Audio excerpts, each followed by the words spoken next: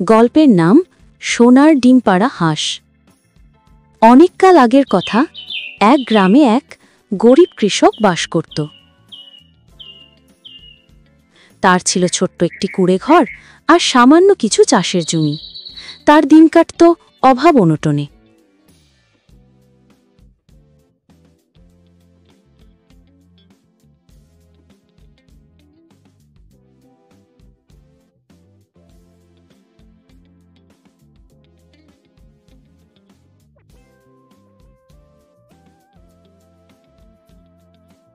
হায়, কত কষ্টে দিন চলে যায়।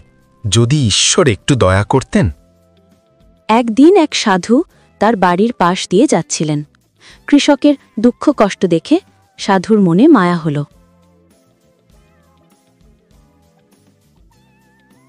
বাবা, তুমি খুব কষ্টে আছো দেখি।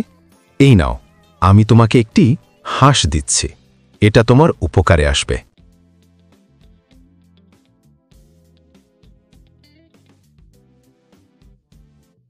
একটা হাঁস? সাধু মহাশয়, এতে আমার কি উপকার হবে? সময় এলেই বুঝবে বাবা। হাঁসটার ভালো যত্ন নিও। এই বলে সাধু চলে গেলেন।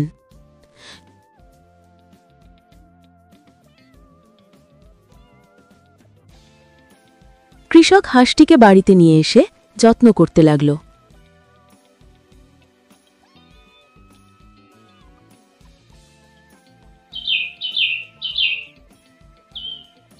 পরের দিন সকালে কৃষক দেখতে পেল হাঁসটি একটি চকচকে সোনার ডিম পেড়েছে।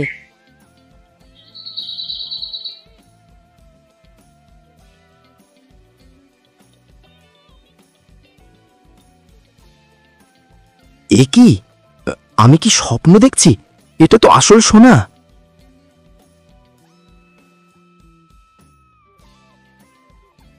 সে খুশিতে ডিমটি বাজারে বিক্রি করল।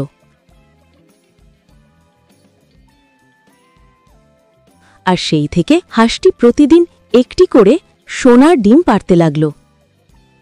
ধীরে ধীরে কৃষকের অভাব দূর হল। তার কোণে ঘর বদলে গেল সুন্দর ঘরে। খেতে ফসল ফলতে লাগল, আর গ্রামের সবাই তাকে সম্মান করতে শুরু করল।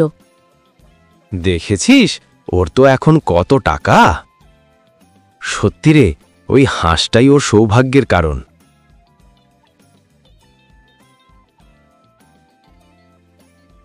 কিন্তু সুখ বেশিদিন টিকল না। কৃষকের মনে লোভ জাগল।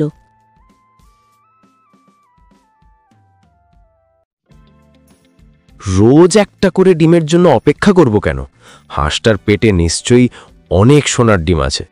সব একসাথে পেলে আমি রাতারাতি ধনী হয়ে যাব।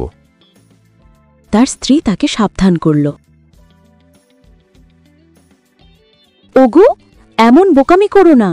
হাঁসটা আমাদের ভাগ্যের প্রতীক। ওকে মেরো না। তুমি বোঝো না কিছু।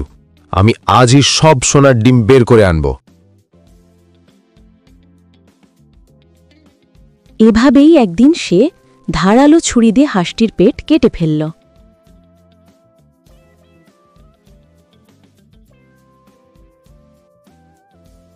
হায়, এর ভেতরে তো কোনো ডিমই নেই। আমি কি করলাম? তার পেটে কিছুই ছিল না, শুধু রক্ত আর দুঃখ। সেই মুহূর্তে কৃষক বুঝতে পারল তার ভয়ানক ভুল। সে তার একমাত্র আশীর্বাদটিকে নিজ হাতে নষ্ট করেছে। আমার লোভই আমাকে সর্বনাশ করল। আমার এখন কিছুই রইল না। তারপর থেকে কৃষক আবার আগের মতো গরিব হয়ে গেল।